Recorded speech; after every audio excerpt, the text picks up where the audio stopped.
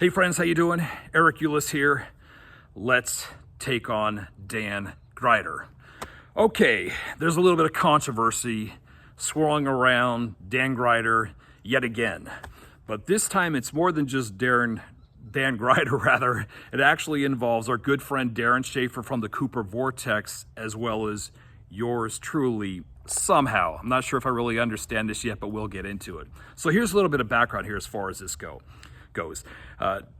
Dan Gryder, a few days ago, put out a big documentary video, 2 hours and 50 minutes, that he says proves that Richard Floyd McCoy was D.B. Cooper. Now, immediately preceding the release of this documentary video, Dan Gryder appeared on the Blanco Lirio podcast.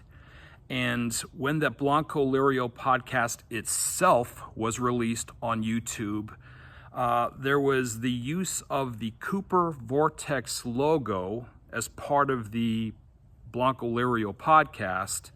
However, the logo was modified and it said Dan Gryder on it. Now here's the problem with that.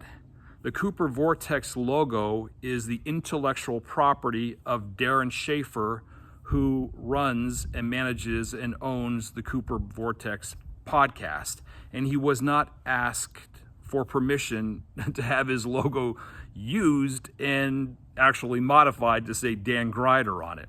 So when Darren saw this, he challenged it. He took it up. He asked Dan about it, and he also sent off an email to Juan. So yesterday, I guess Dan Gryder didn't like this. I guess this ruffled his feathers a little bit. So he decided to comment on the Blanco Lirio video. And here is the totality of the comment. I'll read it. It's a little bit long, but it'll give you a little bit of background, and then we'll talk a little bit about this. So here we go. Here is the reason that Juan was forced to take this video down and re-upload.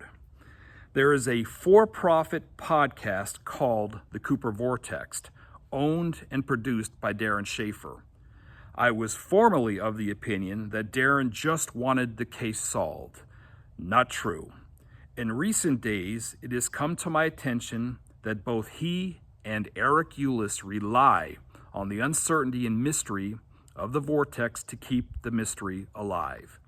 If this case is solved, there is no more need for Darren, Eric, or the podcast. The podcast centers on the D.B. Cooper mystery. In other words, my video solved the mystery, and this lets all air out of the balloon. There is no need for a podcast or CooperCon convention on a mystery that is no longer a mystery. It became imperative to these two knuckleheads to stop the propagation of my video after they both watched it. They wanted Juan's video taken down, and they used the threat of a copyright violation. Juan used a graphic from the podcast in the original upload as the method to do that. It worked. Juan does not want a YouTube copyright violation, and upon receipt of Darren's email, he removed the original with all original comments. Here is a copy of Darren's email to Juan. Dude, you stole my logo and wrote Dan Gryder on it. Why did you do that? Dan just told me you were the one who did it. Are you going to take the video down? Thank you, Darren Schaefer. The main question was, are you going to take the video down? Seriously, you want him to take down a video because your logo was displayed with my name on it as a graphic? Yes, Darren, he removed it and re-uploaded it without your logo, the one that in effect helped to promote your podcast. You win. But now we see who Darren Schaefer is. He is the guy that relies on D.B. Cooper always being a mystery. My video had the potential to totally destroy your little Cooper Vortex World Monthly podcast revenue stream. I get it. Dan Gryder. Well, there it is, the comment and its totality. So let's talk about this. Let's have a little bit of fun with this. First of all, I have nothing to do with Darren Schaefer and the Cooper Vortex at all. So, I mean, there's, you know, again, I'm a completely separate individual as far as that goes. But having said that, I think it's pretty clear that indeed the Cooper Vortex logo that was used is actual Darren Schaefer's intellectual property. And it stands to reason that if you're going to borrow someone's intellectual property, like a logo, and then modify it to put Dan Gryder's name on, or even not modify it, just to put it up on the screen, it seems to me that the appropriate course to take would be to reach out to Darren Schaefer in advance, which obviously didn't happen. And I can certainly understand why Darren wouldn't be too pleased about that. But at the end of the day, even if I can't understand why Darren wouldn't be pleased about it, that's Darren's business. That's his concern. That's his logo. No one has the right to steal another person's logo or identity in that way, whether it be personal or commercial. That's the first thing.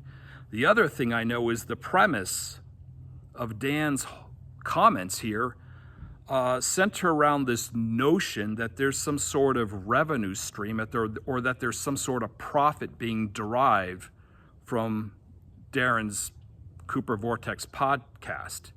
To begin with, frankly, it's nobody's damn business whether or not there's a profit or not, and it has absolutely nothing to do, it doesn't lend any merit to Dan's comments one way or the other. But the truth of the matter is there actually is no profit.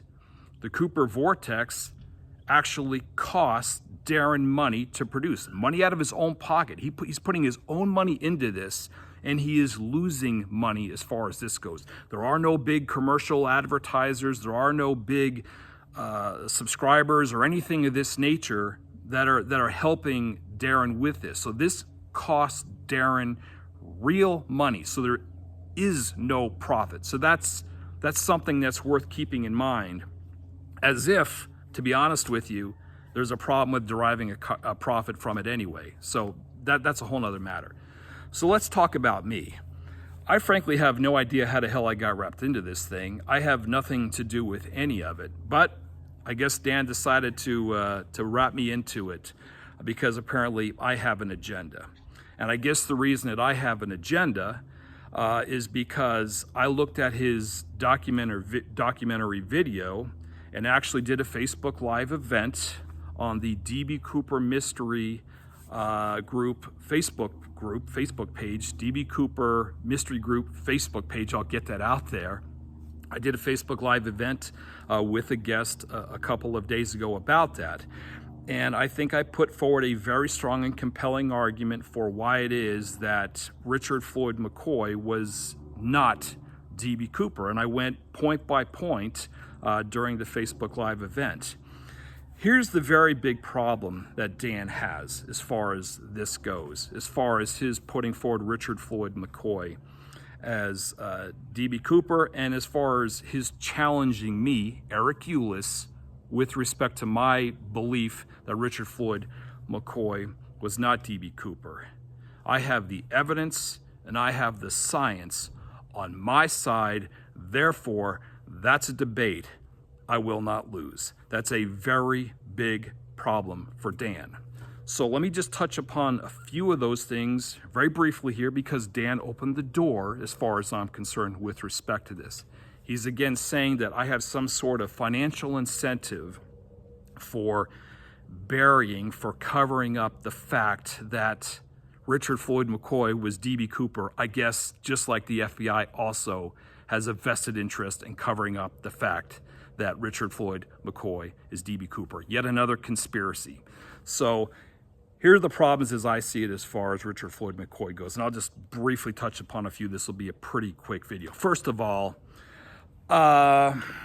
Richard Floyd McCoy was 28 years old at the time of the skyjacking, and the witnesses reported DB Cooper as being in his mid-40s. That's a very big age difference. Here's the other thing that ties in with that. D.B. Cooper left behind a clip-on tie. And on that clip-on tie, it was later discovered by Tom Kay that there's commercially pure titanium on the tie, as well as aluminum, as well as stainless steel and rare earth elements. Now, that commercially pure titanium in particular was very rare back in the 60s and 70s. So we can safely discern that D.B. Cooper was somehow around some sort of environment, a unique environment, a special environment, where he picked up not only the commercially pure titanium, but the stainless steel, aluminum, and rare earth elements. Well, here we go.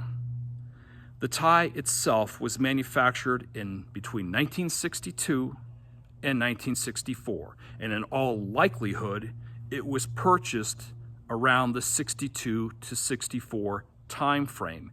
And it is very reasonable to deduce that D.B. Cooper, whoever he was, picked up the commercially pure titanium and other particles on the tie around that early to mid to perhaps even late 60s time frame.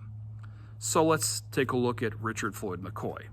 28-year-old Richard Floyd McCoy in 1971. If you dial that back to 1962, when the tie could have been manufactured, that's the earliest point it could have been manufactured, again between 62 and 64, Richard Floyd McCoy was 19 years old. So are we supposed to believe that Richard Floyd McCoy purchased this tie at the age of 19 or 20 and somehow was in some sort of an environment at Brigham Young University in Provo, Utah, whereby he picked up commercially pure titanium, stainless steel, aluminum, and rare earth elements on his clip-on tie? I believe it was in 64, if I'm not mistaken, that he actually went off to Vietnam. So, and I may be wrong about that, but I think it was 64. May have been 66, either way, I don't know. But it was somewhere right around that time frame. Nonetheless, the point still stands that he would have had to have purchased that tie between 62 and 64 and would have had to have picked up those very unique particles that were found on the tie in that time frame. Again, at a point when Richard Floyd McCoy is a teenager or just out of his teens. Maybe he's 20, maybe he's 21 years of age, living in Provo, Utah, going to BYU or whatever. Just doesn't add up. Sunday school teacher, okay. Just not really going there. So that's a very big problem. Here's another very big, gigantic problem as far as Richard Floyd McCoy is concerned. He skyjacked a jet in April of 72. So we're talking literally 5-6 months after the D.B. Cooper skyjacking. Richard Floyd McCoy is trying to replicate it, but he fails because he gets caught. So naturally, when the FBI caught Richard Floyd McCoy, they thought, this guy may well be D.B. Cooper. Here's the problem. There were 5 witnesses that got a very good look at D.B. Cooper. And all 5 of those witnesses, just months after, 5 or 6 months after the D.B. Cooper skyjacking, were shown pictures and presumably moving footage as well of Richard Floyd McCoy. All of them said that he was definitely not D.B. Cooper. Those are their words, definitely not D.B. Cooper. That is a very big problem. That's a very big hurdle to overcome if you are going to somehow argue that all 5 of these witnesses are wrong, and when they're actually saying that he's definitely not D.B. Cooper, that in reality he is D.B. Cooper. I just don't see how you get beyond that. That's a very big problem as far as that goes there. So the other big part of the story that Dan put forward with respect to Richard Floyd McCoy rests upon this I guess, narrative that somehow he jumped holding the money bag. Apparently it wasn't tied to him, because that's the jump that Dan made. He was just holding the bag, and that he lost the bag, and therefore the money ends up on Tina Barr. Well, a couple of things. Again, we have witnesses pardon me, Tina Mucklow in particular, who actually saw D.B. Cooper tying the money bag to his waist. D.B. Cooper had cut some shroud lines from one of the 4 parachutes that he was delivered and actually managed to fasten a belt, pardon me, around his waist. And it was to that belt that the money bag was affixed. So that's the first thing.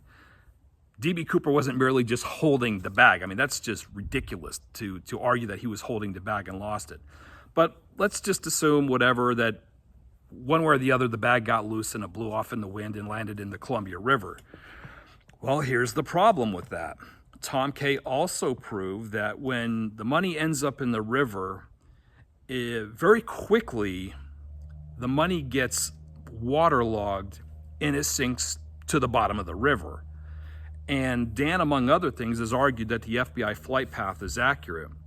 Well, if it's accurate, there's only one place that they show that the Flight 305 actually crossed the Columbia River. Happens to be right near Portland International Airport, PDX, which is about 10 to 11 miles upstream from Tina Bar. So I'm going to argue that it's a scientific impossibility for that money to actually float 10 or 11 miles down to Tina Bar. Not to mention, where's D.B. Cooper? Where's the briefcase? Where are the parachutes? Where's everything else? Because nothing has been found. For that matter, the money that was found, it totaled $6,000. Where's the other $194,000? Where's the bank bag that the money was in?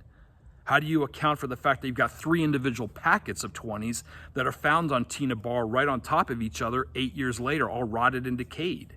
A very big problem there. But in addition to the fact that the money sinks, I'm shifting gears here back a little bit, the other thing is Tom Kay proved that those rubber bands that were around the individual packets of 20s don't last very long in the wild. Really no more than about 6 months in any kind of condition, then they snap, they break. And when the money was found by Brian Ingram in 1980, the rubber bands were still in place, but they were crusted and broken and fused to the bills themselves. So that's something that's very important to keep in mind, because the last really big clincher piece of evidence that absolutely scientifically proves that there was no possible way that that money entered the river on November 24th, 1971, and over some period of time worked its way down to Tina Bar, is that Tom Kay, a little over a year ago, proved that there are diatoms that were on the money. Diatoms are these small glass-like organisms about the size of a blood cell that actually bloom in the Columbia River, and they're seasonal. So there's a winter species, and then there's a springtime species. It stands to reason that if the money entered the river in November of 1971, that the money would be covered by winter diatoms. But here's the catch. There were no winter diatoms on the money. Here's the clincher. The only diatoms that Tom Kay found on the money were springtime diatoms, which indicate that the money was exposed to the Columbia River around the month of June. That's a very big problem. Now, I won't get into all the other details and so forth with respect to the money find and Richard Floyd McCoy and all that other good stuff. But at the end of the day, my point is this, is that neither Darren Schaefer nor Eric Ulis has any sort of interest in burying the truth about D.B. Cooper. In fact, I kind of find it insulting, me of all people, because I'm the guy out there putting a lot of money where his mouth is, traveling regularly up to Tina Bar, digging, looking for evidence, traveling back east and digging into Pratt & Whitney in the Connecticut area, trying to flesh out the evidence there. Also traveling up to around Cinnabar, Washington, trying to look for what I believe is a piece of the airplane that blew off from the back air stairs that somebody discovered in '75 and was left behind.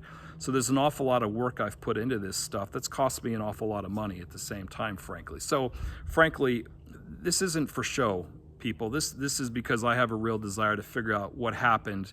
And I'm just not one of these guys, as many of you know, who just gets into this conspiracy realm and this conspiracy type of crap. That's just not me. So having said all that, words are cheap. So I'm going to put this invitation out there to Dan Gryder. I've done it before, and I've actually texted him this as well. Dan, I challenge you to actually join me in some sort of setting, podcast, YouTube debate, whatever the case may happen to be, to debate the merits of Richard Floyd McCoy as D.B. Cooper. Put your money where your mouth is as far as this goes. If you think I'm full of hot air, if you think that you've got a very compelling argument and that, you can just mop up the floor with your compelling argument, well, let's see that evidence, because the video that you put out, the documentary video come out, had none of it. There's not a single shred of evidence. I challenge anyone to come up with a single shred of evidence that ties Richard Floyd McCoy to the D.B. Cooper skyjacking. There isn't one. Go for it. Have at it. If you find something, shoot me an email, eric@ericulis.com. All right, folks. That's it for today. One other thing I want to point out real quick that actually was kind of humorous when I first saw this, this comment and everything related to this, and this relates to Darren Schaefer. I've been involved in the Cooper vortex, the Cooper world, for several years now, and it's a pretty hostile environment. It can be pretty toxic at times, to put it mildly. There are only two people that I can think of off the top of my head that have remained unblemished in the Cooper world. In other words, two people that really pretty much universally everybody likes. One of them was Mark Meltzer. Goes by 377. The other one is Darren Schaefer. So it's a little bit ironic that Darren would be the guy that Dan Gryder would try to accuse of some sort of shenanigans or misgivings. There you go. All right, folks. Any comments or questions, feel free to shoot me an email, eric@ericulis.com. Cheers.